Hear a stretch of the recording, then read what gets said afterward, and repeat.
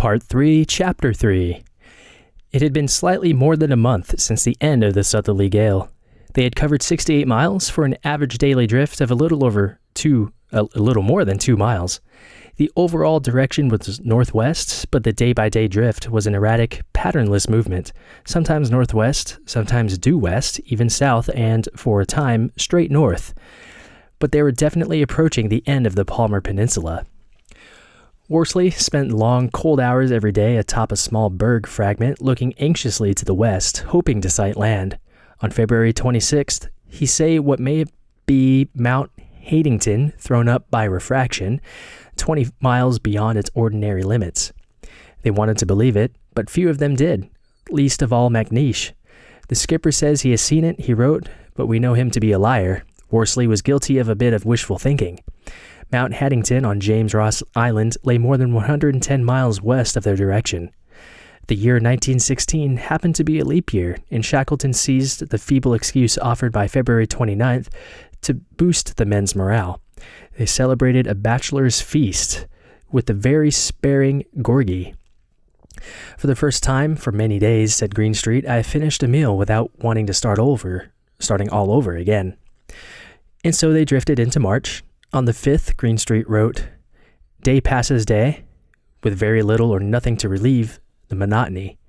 We take constitutionals round and round the flow, but no one can go further as we are all to intents and purposes on an island. There is practically nothing fresh to read and nothing to talk about, all topics being absolutely exhausted. I never know what day of the week it is except when it is Sunday, as we have a deli liver and bacon for lunch, and is the great meal of the week, and soon I shall not be able to know Sunday, as our bacon will soon be finished. The pack around looks very much as it did 4 or 5 months ago, and with the low temperature we have been getting at night, i.e. 0 and below, the open patches of water get covered with young ice, which is neither fit to go over nor would allow the passage of the boats. My opinion is that the chances of getting to Paulet Island now are about 1 in 10. Indeed, the chances of reaching Paulet Island did appear more remote each day. It now lay exactly 91 miles away, but it was off to the west-northwest, and the drift had steadied onto a course almost true north. Unless there was a radical change in the northerly movement of the pack, it seemed that they would simply pass Paulet Island by, and there was nothing they could do about it except to wait helplessly. Shackleton was just as hard put to find ways to pass the time as everyone else. His tent mate, James, noticed on March 6th that the boss had just discovered a new use for blubber and is industriously cleaning the backs of our cards with it. These playing cards have got so dirty that some are almost unrecognizable. The blubber, however, cleans it all off again. Truly, the seal is a useful beast. Worst of all were the days of bad weather. There was nothing then to do but stay inside their tents, and to avoid tracking snow inside, the men restricted exits and entries to those who must answer nature's call. March 7th was such a day, with a strong southwest breeze blowing and heavy snow falling. Macklin described conditions in number 5 tent. There are 8 of us living in it, packed like sardines. Clark has an almost intolerable sniff. He sniffs the whole day long and almost drives one mad when one has to remain inside with him. Lees and Worsley do nothing but argue and chatter about trivial matters, and the rest of us can do nothing to escape from it. Lees at night snores abominably, and also Clark and Blackborough, but not so badly. At times like this, with Clark sniffing into my ear, my only relief is to take up my diary and write. Then, on March 9th, they felt the swell, the undeniable, unmistakable rise and fall of the ocean. There was no wishful thinking this time. It was there for all to see and feel and hear. They noticed it first early in the morning as a strange, rhythmic creaking in the pack. The men gathered outside their tents and looked, and they could see it. The loose chunks of ice around the floe drew apart and closed again, 4 to 6 inches at a time. The large floes rose almost imperceptibly, not more than an inch, then ever so slowly fell again. The men stood in excited little groups, pointing out to one another what was perfectly obvious to everyone. a gentle, lazy movement across the entire surface of the pack. Some pessimists suggested that it could be a tidal seach or rise caused by a local atmospheric condition, but Worsley took his chronometer out of the edge of the flow and timed the interval between swells, 18 seconds, much too short to be a tidal seach. There was no doubt it was the swell from the open sea. But how far away was it? There was a question, how far? James pondered. Can the swell make itself felt through the dense pack? Our experience suggests not far, but of course we never examined the ice with the minuteness approaching that which we employ now. Long, speculative discussions were held all day as Worsley crouched by the edge of the floe and continued to time the indefinitely slow rise and fall of the ice. By evening, everyone was satisfied that the open ocean lay, at most, 30 miles away. Shackleton alone seemed to sense in the swell a new and far more grave threat than almost any they had faced. He wrote that night, "The trust will not increase until leads form." He knew there could be no escape if the swells were to increase while the pack remained closed. The action of the sea would then crack and break the floes, ultimately grinding the ice to bits to which they could not camp, and through which they could not sail. Before he turned in, Shackleton took one final look around the camp to satisfy himself that the tents and boats were not so close together that their combined weight might in itself crack the floe.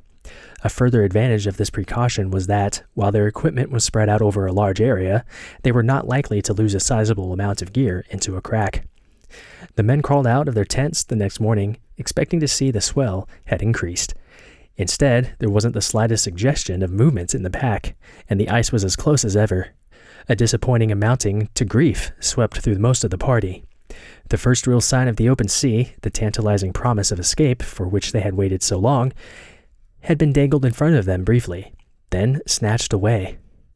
That afternoon, Shackleton ordered a drill to see how quickly the boats could be removed from their sledges and loaded with stores in case of an emergency.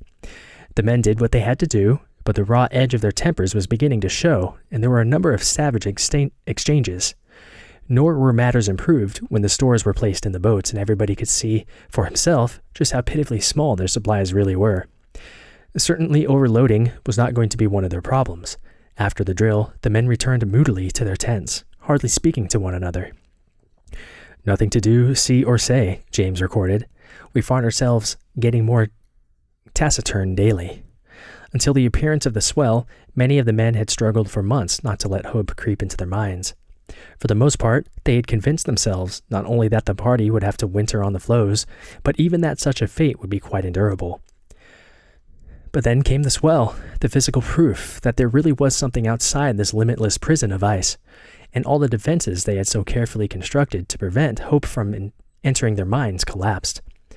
Macklin, who had constantly struggled to remain hard-headedly pessimistic, found it impossible to hold out any longer. He let himself go on March 13th, saying, "I am absolutely obsessed with the idea of escaping. We have been over 4 months on the floe, a time of absolute and utter inutility to anyone.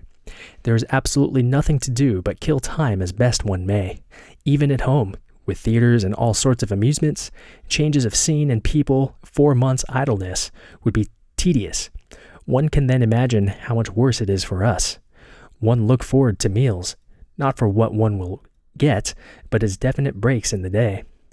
All around us, we have day after day the same unbroken whiteness, unrelieved by anything at all." A sense of mounting desperation began to infect them. James wrote on the following day, "Something decisive must occur soon, and whatever it may be will be preferable to continued inactivity. This is our 5th month since our shipwreck. When we left, we were getting to be ashore in a month. Man proposes. Applies here with a vengeance." Even the southerly gale that blew up that afternoon did little to raise their spirits. They had all found it increasingly difficult to endure the hardships such as a gale brought with it, even though they knew, as Worsley put it, that we were probably hurtling to the north at the incredible speed of 1 mile an hour. "The squalls in the gale," Worsley continued, "tear and haul at our flimsy tent as though they would burst into tatters. It rattles, flaps, trembles incessantly. So thin is the material that the smoke from our pipes and cigarettes eddies, swirls, and sways about with every gust of the wind outside.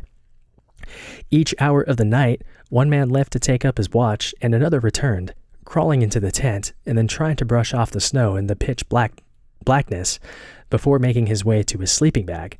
Invariably, the returning watchman awakened most of the other men.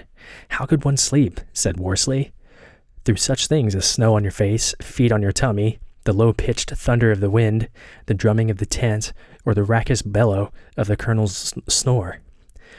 That night, as the gale howled across the pack, pushing them north, James observed darkly, "Paulet Island probably already to the south of us."